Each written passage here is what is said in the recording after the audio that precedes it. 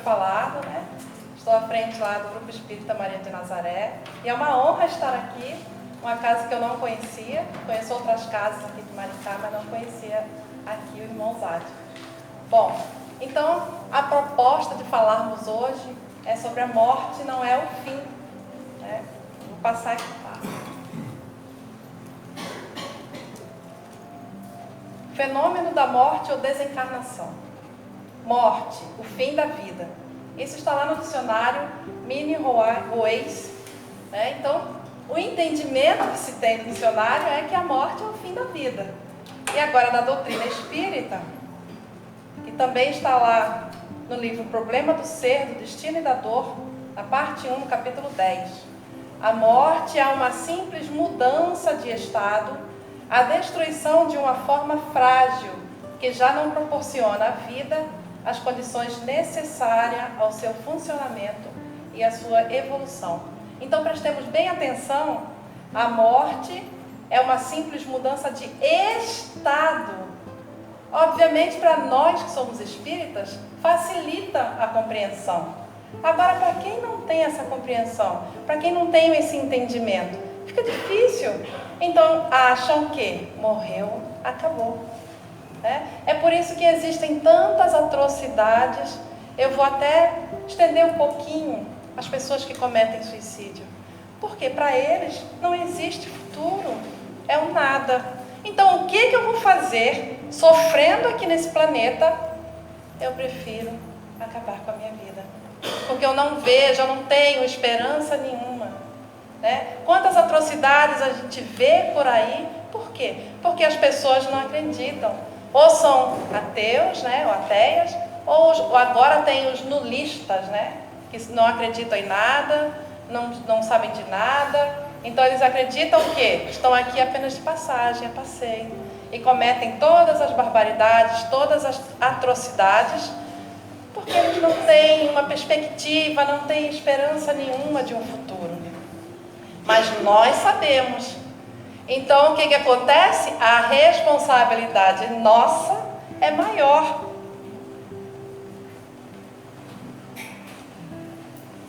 E agora nós vamos, lá no Evangelho, tem algumas citações de Sócrates. E uma delas é: se a morte fosse mesmo o fim de tudo, seria isso um ótimo negócio para os perversos, pois ao morrer, teriam canceladas todas as maldades, não apenas do seu corpo, mas também de sua alma. Considero próprio investigar a razão de ser de todas as coisas como são e rejeitar todas as opiniões sem explicação. Então, Sócrates, está lá no Evangelho, né? Foi um filósofo ateniense, um dos mais importantes ícones da tradição filosófica ocidental e um dos fundadores da atual filosofia ocidental. Então, para a gente prestar atenção, Sócrates, naquela época, há 470, 399 antes de Cristo, ele já trazia essa forma de pensar. E aí a gente para pensar hoje, analisando hoje. Se a vida acabasse com a morte, né? Porque a gente sabe que a vida é uma só. Nós somos seres imortais. Mas para as pessoas que não têm ainda essa compreensão, para os perversos, seria como? Pô, eu vou aprontar tudo o que eu quiser, depois acabou. Morreu, acabou. Digamos, se eu prejudiquei... Qual é o seu nome, por favor? Se eu prejudiquei a Fernanda, muito grave, e aí? Aí eu morro, acabou e a Fernanda continua prejudicada? Que Deus é esse? Que justiça divina é essa? Então aí está a misericórdia, né? De podermos voltar e eu terei que reparar a Fernanda. E a proposta é reparar com amor. Só que como nós somos seres recalcitrantes, birrentos, aquelas crianças, né, que faz birra, eu não consigo fazer essa reparação com amor. Eu vou sofrer. Ah, mas Deus está me punindo, me castigando. Não, meus irmãos. É da lei, eu vou sofrer as consequências dos meus atos. E a Fernanda, ela receberá essa reparação. Obviamente. Né? Então, para a gente entender que Sócrates, desde aquela época, um pensador, um filósofo, já tinha, né? A gente sabe que de tempos em tempos nos é enviado ao planeta Terra, mesmo que isso aqui é antes de Cristo, para poder ajudar a alavancar a humanidade. Ainda, como eu disse, tão recalcitrante, né? Tão mente fechada. Então já eram pensadores desde aquela época. E aqui, e ele ainda continuava. De duas uma, ou a morte é uma destruição absoluta, ou é passagem da alma para outro lugar. Se tudo tem de extinguir-se, a morte será como uma dessas raras noites que passamos sem sonho e sem nenhuma consciência de nós mesmos.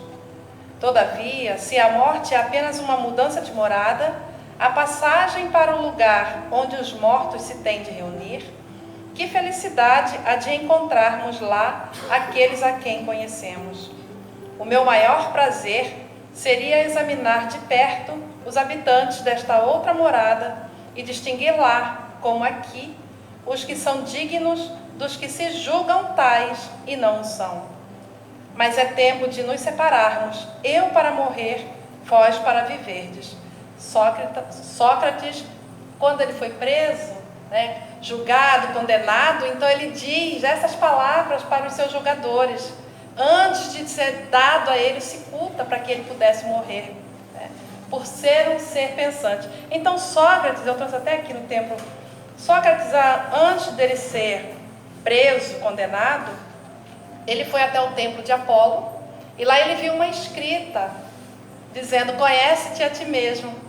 E aquilo tocou tanto a ele, que ele levou essa filosofia para a vida. E ele diz assim, qualquer conhecimento posterior do mundo requeriria antes um conhecimento de si mesmo, depois dessa frase. E aí ele começou a dizer, só sei que nada sei. Então, como ele era um influenciador, a gente pode falar influenciador hoje, né? Naquela época não existia essa palavra ainda, mas como ele, filósofo, e ele ajudava muito aos jovens a pensarem. Eu que trabalhei com os jovens há muito tempo, né? Até a Bia, eu conheço muito bem a Bia da época, a gente entende como os jovens pensam. Então o Sócrates ele auxiliava muito os jovens daquela época. E aí, quando ele entrou no oráculo lá de Delfos, para consultá-lo, né, ele foi qualificado como o mais sábio dos homens da Grécia. Então ele levou aquela sabedoria toda com ele e adiante. E aí ele foi preso sob a acusação não reconhecer os deuses de Estado, introduzir novas divindades e corromper a juventude. Porque ele incentivava os jovens. Então havia ali toda uma guerra política em relação a ele, uma inveja, digamos assim. Então vamos acabar com Sócrates. Ele está desvirtuando tudo. E aí, por isso ele foi preso. Mas antes ele deixou tanto conhecimento para que nós ainda hoje, a gente, mas Sócrates não era espírita. Não. A morte é para todos. A reencarnação também. A caridade, o bem que fazemos também é para todos, independente de religião, né? Então, ele foi, por perturbar a ordem, né? Ele recebeu o cálice, mas ele deixou esse legado de conhecimento tão importante, tanto que está no Evangelho. Basta procurarmos, é só um pouquinho para deixar um gostinho de quero mais. E aí a gente sabendo de tudo isso, por que ainda tememos a morte? E vou dizer mais, hein? Nós somos espíritas, mas muitos vão se enquadrar aqui, ó. Eu sou uma delas, tá, gente? Apego aos familiares e pessoas queridas. Aí nós temos, sem querer, vou voltar aqui. Ignorância sobre a vida no além-túmulo. Muitas pessoas não têm o conhecimento que nós estamos tendo aqui. Essa é a melhor encarnação da nossa vida. Por quê? Porque estamos despertos, né? O que a doutrina espírita faz conosco? Descortina a nossa ignorância, nos torna pensadores, sabedores da vida futura. Sabemos que iremos reencarnar e sabemos que temos que ser seres melhores hoje do que fomos ontem. Mas muitos não sabem disso. Então essa ignorância sobre a vida no além-túmulo, ela persiste. E a gente às vezes conversa com determinadas pessoas, elas não acreditam. Morreu, acabou. E aí você vai fazer o quê? Não vai ficar ali tentando, não. Até porque a doutrina espírita, ela não é para você acreditar, é para compreender. Se aquele irmão ainda não está apto a compreender naquele momento, tenhamos calma, porque dia virá que ele vai acreditar, que ele vai compreender. Porque, como eu disse, né? Todos nós vamos morrer. A morte é física.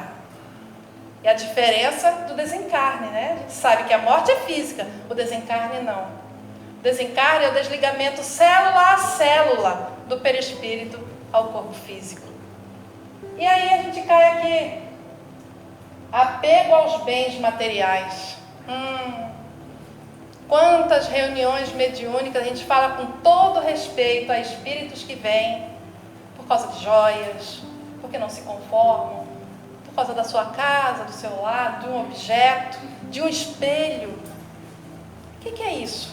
Um apego ao bem material. E há espíritos que na reunião mediúnica, se você disser a ele que a morte não existe, que ele está morto, ele morre de novo. Porque ele não acredita, ele não tem essa compreensão. Então, para a gente entender como é difícil, mesmo sabedores, ter essa clareza. E olha que chegando ao plano espiritual, a facilidade é maior, porque aclara tudo que nós fizemos aqui em outras vidas, até estarmos totalmente conscientes da nossa nova condição. E aí vem o apego aos familiares e pessoas queridas. Para a gente entender, encarnados, quando uma pessoa da nossa família morre, desencarna, nós não sofremos? Um sofrimento diferente. Não há aquele escândalo, eu quero ir junto, que quer cair junto ali. É diferente. Mas a gente sente falta da voz, do toque, de uma pessoa não estar ali convivendo conosco. Mas a doutrina, ela nos conforta, porque somos sabedores que ela apenas foi para o plano espiritual, que é o nosso verdadeiro lar. Retornou a casa e um dia acontecerá conosco também. Então não há o desespero, não há essa necessidade, porque nós sabemos da vida futura e que a vida é uma só e teremos oportunidade de estarmos com estes que foram antes de nós. Mas se formos nós, que saibamos lá no plano espiritual lembrar de tudo que estudamos aqui, para poder entendermos, para poder estarmos lúcidos o mais rápido possível e continuar a nossa jornada evolutiva. Mas sentiremos falta, sim, dos nossos entes queridos. E é esse apego, né? As pessoas que nos fazem bem, que são os nossos parentes, nossos amigos. E aí a gente vem aqui, consciência das próprias ações. Aí é que tá. Que a gente fala, mas eu não faço bem, eu não faço mal a ninguém, sou um anjo de candura, né? Tá, criatura, mas você faz o bem ou você fica em cima do muro? Porque no mundo que vivemos hoje, mundo de provas e expiações, a oportunidade é para todos. Nós vemos aí pessoas que nós olhamos e falamos, nossa, quanto primitivos são. Primeiro a gente julga, né? Depois a gente entende, poxa, já estive nesse lado aí, vou fazer uma prece para o meu irmão. Mas ainda continuamos julgando. E as nossas ações hoje, pode até ser bonzinho, estamos tentando, aí nos esforçando. Mas e o que nós fizemos em outras encarnações? Será que nós vamos ter vergonha, remorso, culpa? Então nós estamos estudando para que isso tudo amenize da melhor forma possível. Reparando, como eu disse, a oportunidade bate à nossa porta, de ajudar, de ser ombro para alguém que necessita, de abraçar, de acolher, de olhar nos olhos de alguém e perceber que a pessoa não está bem e dizer, se precisar, conte comigo. Essa é uma forma de amar. Então o amor cobre multidão de pecados e é o amor que vai nos ajudar a limpar a nossa consciência e não nos envergonharmos do que nós fizemos lá em encarnações passadas. É um pouquinho grande, tá? Não se assustem. Mas eu trouxe porque é da questão e vai enfatizar o nosso estudo.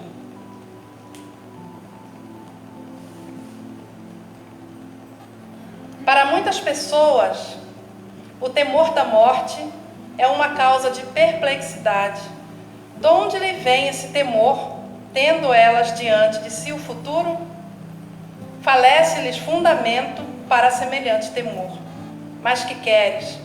Se procuram persuadi-las quando crianças de que há um inferno e um paraíso, e que mais certo é irem para o inferno, visto que também lhes disseram que o que está na natureza constitui pecado mortal para a alma. Sucede então que, tornadas adultas, essas pessoas, se algum juízo têm, não podem admitir tal coisa e se fazem ateias ou materialistas. São assim levadas a crer que, além da vida presente, nada mais há. Quanto aos que persistiram nas suas crenças da infância, esses temem aquele fogo eterno que o queimará sem os consumir. Ao justo, nenhum temor inspira a morte, porque com a fé tem ele a certeza do futuro. A esperança fala contar com uma vida melhor, e a caridade, a cuja lei obedece, lhe dá a segurança de que, no mundo para onde terá de ir, nenhum ser encontrará cujo olhar lhe seja de temer. Então isso vem de uma cultura, familiar, que vai nos ensinando desde lá das primeiras religiões. Existe um céu e um inferno. Se você fizer isso, você vai para o céu. Se você fizer aquilo, você vai para o inferno. Então, o que acontece?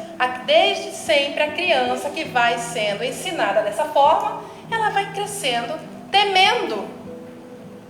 Eu venho de uma outra religião, da religião era protestante, então meus pais faziam o quê?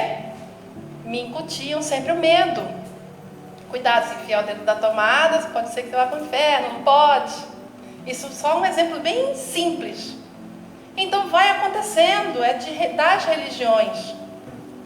Só o Espiritismo que vai nos esclarecer. E hoje o que acontece? Os jovens, eles vão questionando, poxa, que religião é essa que tudo a gente vai para o inferno ou vai para o céu? Jovem hoje não aceita mais aquilo ali regradinho, engessado, porque o seu pensar se expandiu. Então ele, tem alguma coisa errada, estranha, no mínimo.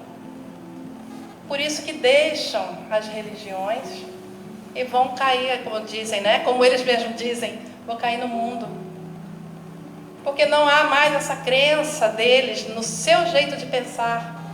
A evolução vai chegando também, eles vão tornando questionadores, porque sabem intimamente que não é mais assim. O mundo hoje mudou. Digamos, para botar o medo em alguém, não fica tantas horas na internet, porque isso não presta. Quantas a gente vê? Não assiste tal canal. E sempre botando medo, sempre o temor. Então, alguns, como diz aqui, persistem nas suas crenças da infância. Esses temem aquele fogo eterno que os queimará sem os consumir. Poxa, eu vou para o inferno, eu fiz o mal.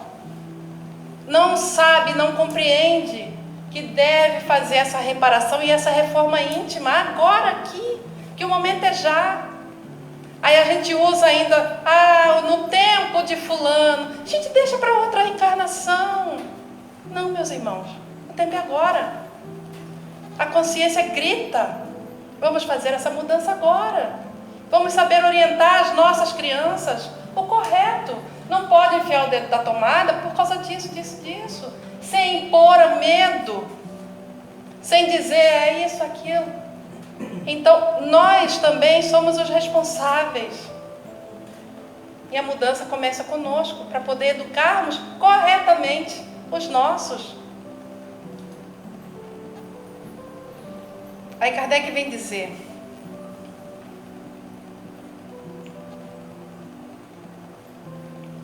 o homem carnal, mais preso à vida corpórea do que à vida espiritual, tem na terra penas e gozos materiais.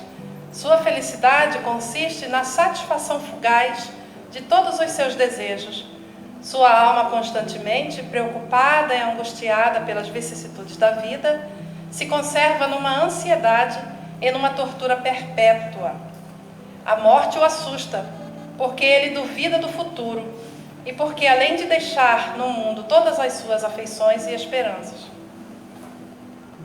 o homem moral, que se colocou acima das necessidades factícias criadas pelas paixões, já neste mundo, experimenta gozos que o homem material desconhece. A moderação de seus desejos lhe dá ao espírito calma e serenidade. Ditoso pelo bem que faz, não há para ele decepções e as contrariedades lhe deslizam por sobre a alma, sem nenhuma impressão dolorosa deixarem. Então a gente vê, né, Kardec faz essa distinção do homem carnal e do homem moral. Que o homem carnal, a morte vai assustá-lo, porque ele ainda é um ser muito materialista, apegado a bens materiais, apegado à família, aquilo que a gente viu lá anteriormente.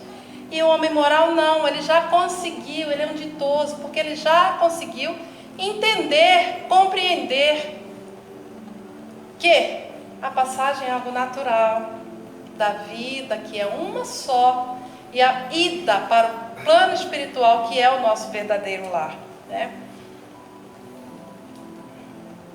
E aí Kardec encerra perguntando: o conhecimento do Espiritismo exerce alguma influência sobre a duração mais ou menos longa de perturbação? Quando o espírito vai para o plano espiritual, quando ele retorna para o lar, todos nós passaremos por um período de perturbação lá na erradicidade.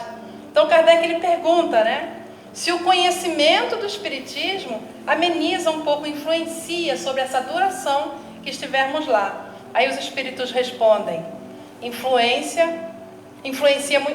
muito grande, uma vez que o espírito já antecipadamente compreendia a sua situação, mas a prática do bem e a consciência pura são o que maior influência exercem. Então o conhecimento ele é libertador, mas o conhecimento sem a prática vai amenizar um pouquinho, vai ajudar um pouquinho, porque eu vou entender, vou chegar lá, eu vou entender que estou no plano espiritual e tal. Eu trabalhei no bem? Eu ajudei a enxugar lágrimas? Eu ajudei alguém? Eu abracei, eu acolhi, eu amparei? Eu ajudei aquele que bateu na minha porta? Eu tenho uma festa para ir, não vou. Então o que vai contar é a caridade, o grau de moralidade que eu tenho. Só o conhecimento eu posso compreender, ter todo esse conhecimento aqui, de todas as revistas espíritas, de todo o Pentateuco, de todas as obras subsidiárias.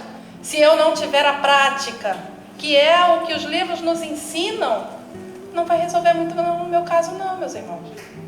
É a prática, senão a gente poderia dizer assim, então aí só os espíritas que serão salvos, né? Porque tem o conhecimento. Não, é por isso que o que vai salvar é a caridade. Não somente ter o conhecimento. Aí a contribuição do Espiritismo. Para libertar-se do temor da morte, é mister poder encará-la sob seu verdadeiro ponto de vista, isto é, ter penetrado pelo pensamento no mundo espiritual, fazendo dele uma ideia tão exata quanto possível, o que denota da parte do espírito encarnado um tal ou qual desenvolvimento e aptidão para desprender-se da matéria. No espírito atrasado, a vida material prevalece sobre a vida espiritual. Isso está lá no livro Céu e Inferno. Então, para que eu possa me libertar desse medo, do temor da morte, eu tenho que encará-la sob o seu verdadeiro ponto de vista. Penetrar através dos meus pensamentos, porque eu sei, eu tenho a certeza. Não é, eu acredito que vai ter, né? É eu saber, eu sei que existe vida após a vida. É dessa forma que nós vamos estar encarando de frente esta oportunidade de conhecimento e da prática da caridade. A alma ao separar-se do corpo. A separação no momento da morte é tanto mais penosa para o espírito, quanto maior tiver sido o seu apego à matéria. E ao contrário, será tanto mais suave quanto maior tiver sido o seu desprendimento das coisas terrenas. Então, no momento da morte, será muito mais pesada para esse espírito que ainda é apegado à matéria. Então, para a gente entender, né, que as pessoas falam, morrer é como viver. Sim, como nascer, quer dizer, como nascer. Até porque a gente morre como se vive, né? Se a gente morre aqui egoísta, vaidoso, vamos despertar no plano espiritual da mesma forma. Egoísta, vaidoso, maledicente. Até termos a oportunidade de retorno. Agora esses, que já é o contrário, né? Um tanto mais suave, quanto maior tiver sido o seu desprendimento das coisas terrenas. Quando ele não for mais tão materialista, quando já tem essa compreensão da sua moralidade, que já consegue praticar o bem na sua essência, a amar o próximo, a amar a Deus. Então esse será muito mais fácil a sua ida ao plano espiritual. Quando o desligamento se completa, a separação só é completa e absoluta quando não há mais neste um átomo do perispírito ligado a uma molécula do corpo. Então, como nós dissemos, né, isso está lá também no livro Céu e Inferno. E aqui, para surpresa, né, dos espíritos que retornam ao plano espiritual, que se reconhece após a desencarnação é verificar que a vida continua. Então a gente diz, né, quantos espíritos, como eu estava dizendo nas reuniões mediúnicas, que não tem essa compreensão. Eles vêm na reunião mediúnica num corpo que não é deles, eles ainda não conseguem reconhecer-se. E se o doutrinador não tiver um carinho, um tato para falar, disser, meu irmão, você morreu, o espírito morre novamente. Então por isso a necessidade de ter um carinho, de saber falar e de aprendermos, né? Que, com certeza, quando chegar o nosso momento, retornaremos ao plano espiritual. E a vida continua, porque ela é única, é uma só. Sabendo que somos seres reencarnacionistas, vamos lá para os tipos de reencarnação. O espírito surge simples e ignorante, e sua evolução não pode se dar em uma só vida terrena. Então, lá no princípio, o espírito ele surgiu como? Simples e ignorante. Ah, mas como ele foi feito? Há coisas que não sabemos. E também isso não importa. O que importa é que quando o espírito surgiu dessa forma simples e ignorante, todos eles tiveram as mesmas oportunidades. Só que uns foram para o caminho reto, outros não. Por causa das escolhas, por causa do livre-arbítrio, que é uma bênção que Deus nos deu. Então, houve essas escolhas equivocadas. E em uma vida só terrena não dá para o espírito evoluir. A reencarnação é uma necessidade evolutiva, porque somente ao contato com a matéria física consegue o espírito certos elementos necessários para seu progresso. Mas e aí, o espírito não evolui lá no plano espiritual? Evolui também. Mas a necessidade maior é de estarmos aqui, encarnados, tendo as nossas experiências, o contato uns com os outros, para nos modificarmos, para aprendermos a sermos melhores. Existem 3 tipos de encarnação. A reencarnação por expiação, que significa redimir, resgatar, purificar-se de crimes, pecados ou faltas.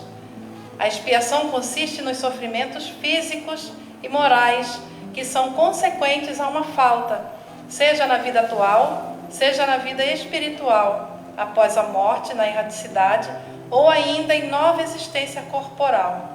Então a expiação, para a gente entender, digamos, o espírito tem que passar por uma expiação. Então ele poderá, tá gente? Porque no espiritismo nada é engessado, nada é taxativo.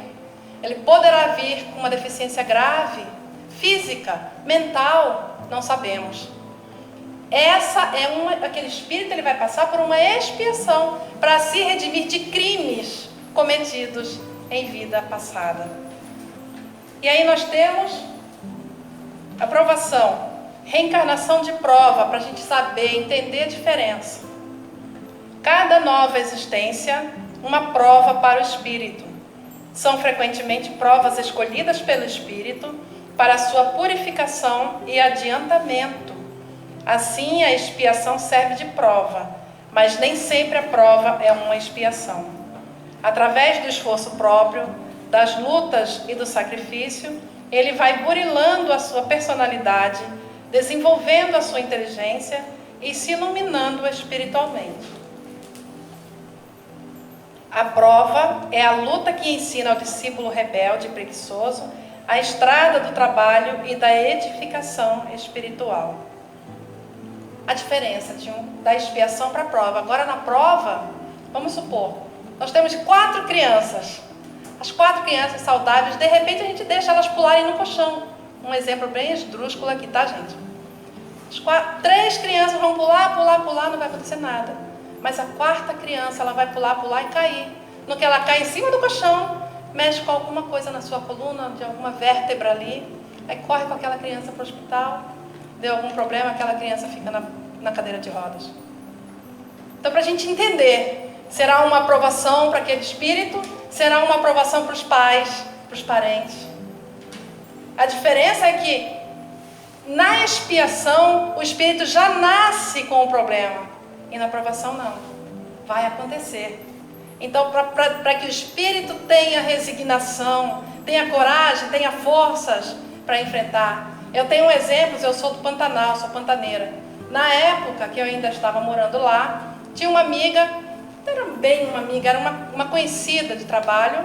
E aí, o que acontece com ela? Aquelas pessoas, sabe, desregradas, festas aqui, festas dali, bebida, isso e aquilo. Sua família também, cada um para um lado, né? E aí o que acontece? De repente ela começa a sentir dores, problemas de saúde, isso e aquilo. Através de exames descobre um câncer. E aí o que ela fez? Ela fala: Rose, este câncer foi a melhor coisa que aconteceu na minha vida. Hoje ela é de uma religião, ela é protestante. Ela fala: foi a melhor coisa que aconteceu na minha vida, porque eu não acreditava em Deus. Minha família era cada um para um lado. E por causa dessa doença, todos se uniram para poder me ajudar. E eu comecei a ver a vida de um outro lado, de um outro prisma. O quanto eu me modifiquei. Ela hoje está curada, graças a Deus. E ela continua na sua vida regrada. Não estou dizendo que a gente tem que ser ali beato, só religião. Não, é cuidar da nossa família e evoluirmos. A prática da caridade, a nossa mudança de hábito, de pensar, de falar, de agir. E foi o que aconteceu com ela. Então foi uma prova para ela. E assim como todos nós passamos por momentos de dificuldades, as provações da vida, mas que nós tenhamos forças, coragem para enfrentar, porque não estamos sozinhos. Quantos espíritos, amigos, simpáticos, afins, estão conosco, nos auxiliando, nos amparando, nos protegendo, nos tutelando, nos impulsionando a sermos melhores. Por isso a necessidade de compreensão, de sentir esses irmãos em cada um de nós, mentores, anjos da guarda, tantos irmãos de nossos familiares que já se foram e que têm hoje condições de estar junto conosco, nos auxiliando. Então a coragem, meus irmãos, a força, a fé e a esperança e a certeza na vida futura, essa nós já temos, essa conquista que o Espiritismo nos dá. Bom, deixa eu continuar, porque o tempo está... E a missão, que é a última. É uma tarefa a ser cumprida pelo Espírito encarnado. Missão de pais, filhos, políticos, médicos, etc. A missão é uma tarefa específica que objetiva o bem da criatura. Todo homem sobre a terra tem uma missão, seja ela pequena ou grande, porém o objetivo é sempre o bem. Um espírito querendo avançar mais, solicita uma missão, uma tarefa, pela qual será tanto mais recompensado se sair vitorioso. Você está lá no Evangelho segundo o Espiritismo, no capítulo 5, item 9. Então as missões, como a gente fala, né? Quando a gente fala em missão, a gente já acha lá como São Francisco de Assis, Madre Teresa de Calcutá. São missionários? São. Graças a Deus, estavam ali no nosso caminho, nos auxiliando, deixando um legado. Mas todos nós exercendo algum tipo de missão. Seja dentro da família, missões pequenas, mas somos. Todos nós temos. com a nossa família, com um amigo, com um irmão, na casa espírita. A missão de chegar, a gente às vezes chega, a casa espírita está limpinha, está tudo certinho, mas alguém chegou antes, alguém botou água no copinho, alguém limpou, botou as cadeiras no lugar, alguém ligou o som. São missões, porque não são para todos, né? Estudarmos a doutrina espírita também é uma missão para nosso aprendizado, nosso melhoramento. A gente imagina a missão de um político, de ter que ser, isso na prática, tá, gente? Ou melhor, na teoria, né? Não é na prática, de ter que ser honesto, de ajudar toda uma população, de ter a consciência tranquila. A gente imagina a missão de um médico, de salvar vidas, de ajudar, de estar ali. E hoje, com a saúde tão precária, a educação. Então, são missões e cada um tem a sua. Que atentemos para isso também. Para sermos cada vez mais, a gente está sempre insistindo nessa tecla. Pessoas melhores, pessoas conscientes. Esquecimento do passado. Oportunidade bendita que a providência nos traz para que possamos seguir livres, rumo à perfeição, sem consciência de culpa, que só nos prejudicaria, sem soberba, que nos levaria ao fracasso. Então, Deus é tão bom, tão misericordioso, que é como se passasse uma borrachinha aqui, né? Para que a gente não recorde lá as atrocidades que fizemos. Imagina se a Fernanda, né? Se a Fernanda recorda que eu fiz a ela algo que eu, digamos assim, que eu a matei. Pior ainda, se eu tenho que vir filha da Fernanda para poder reparar, ou ela, minha filha, e a Fernanda, poxa, eu não quero. Porque eu me recordo, eu vou ser mãe ou filha de alguém que me matou. Então, olha a misericórdia divina, dando a oportunidade para todos através da reencarnação, sem termos que saber o que fizemos temporariamente, enquanto estivermos encarnados. Porque lá no plano espiritual nós vamos saber o que nós fizemos sim. Né? Bom, a escolha.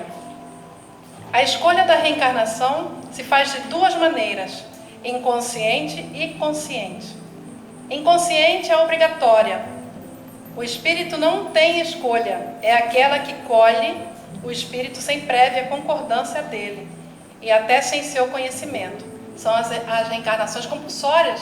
O espírito ele não tem um grau de moralidade, tampouco de entendimento, de ter que escolher a sua prova. Então ele pega dali, vai e reencarna automaticamente, para ter a oportunidade, né, de estar, principalmente aqui no mundo de provas e expiações, né? Um planeta em transição. Então nós vemos espíritos de tudo que é jeito. E consciente é através de uma avaliação kármica junto com um guia de luz. Leva em conta o livre-arbítrio relativo de que dispõe o espírito. Mentores estudam seus débitos e méritos, programando em seguida os principais acontecimentos da próxima existência na carne. Então essa já é uma reencarnação consciente, onde aquele espírito já consegue escolher. Ainda assim, às vezes, a gente faz certas coisas que não deveria. Por quê? Vamos explicar. Digamos que eu chego lá no plano espiritual e eu estou em condições, vamos supor, né, de fazer uma escolha. Aí eu fico, não, eu fiz tanto erro, eu quero carregar uma pedra desse tamanho, botar aqui nas minhas costas, porque é isso que eu quero, tal, para poder ajudar a minha evolução. Aí os irmãos dizem, meu irmão, uma pedra desse tamanho você ainda não tem condições. Leva uma pedrinha menor, né? Uma pedrinha pequenininha. Aí eu falo, não, mas eu quero um pedrão. Aí chegamos num acordo. Aí eles me dão uma pedra não pequenininha e não tão grande como eu queria. Me dão uma pedra menor. Aí eu chego aqui, a primeira coisa que eu faço, pego aquela pedra e jogo fora. A oportunidade indo por água abaixo. Então, por isso que eu digo, as oportunidades que aparecem à nossa porta de evoluirmos, a gente tem que agarrar com força, com coragem. Não pegar a pedrinha, né, e pegar e jogar fora, não quero nem saber. Não, meus irmãos. Senão a nossa, digamos assim, a nossa dívida, a nossa responsabilidade será maior.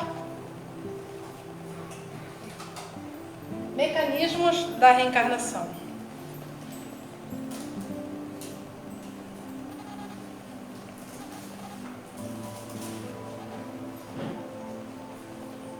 Existem na espiritualidade equipes que cuidam dos processos reencarnatórios. estudando as necessidades do espírito que vai reencarnar e os que vão recebê-lo aqui na Terra.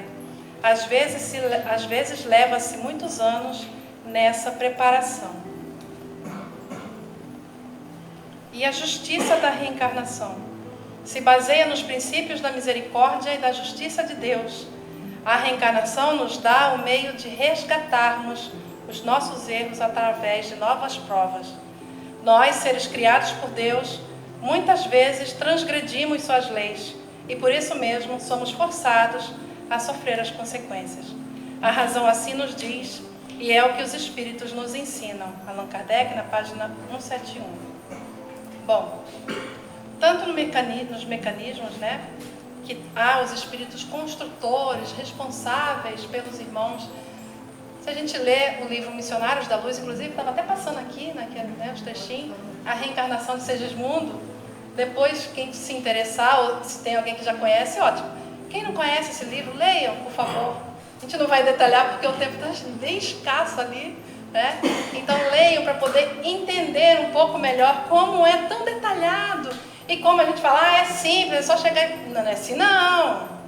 Há tantas minúcias para que a gente possa entender, tanto trabalho desses irmãos construtores lá no plano espiritual. Bom, e também da justiça, né?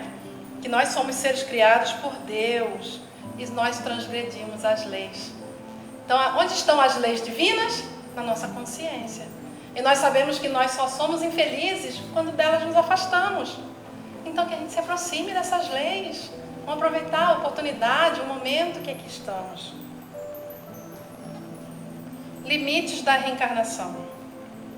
A reencarnação não tem limites traçados, pois a materialidade do espírito diminui à medida que se purifica.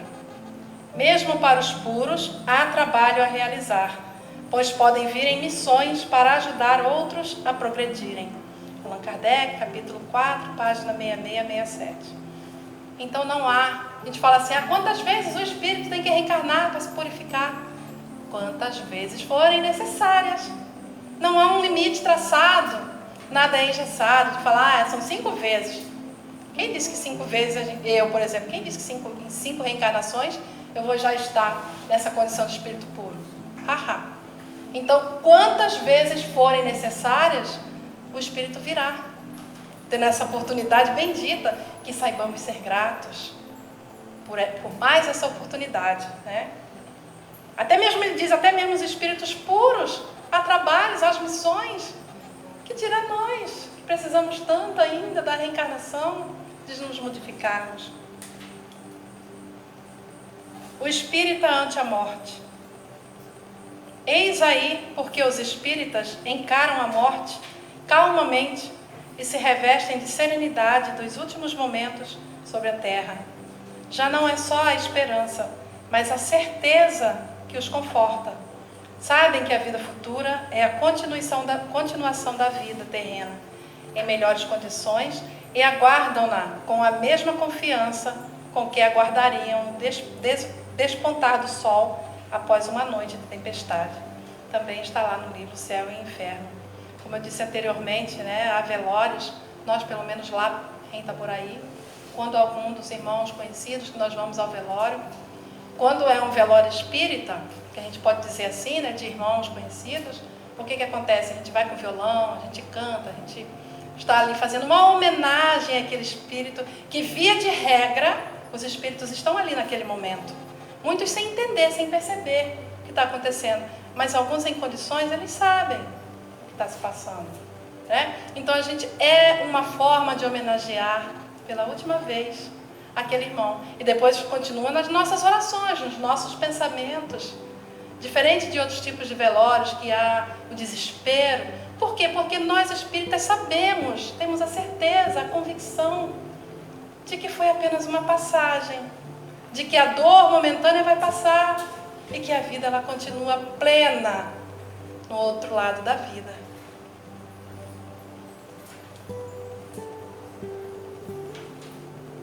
A reencarnação é o meio, a educação divina é o fim.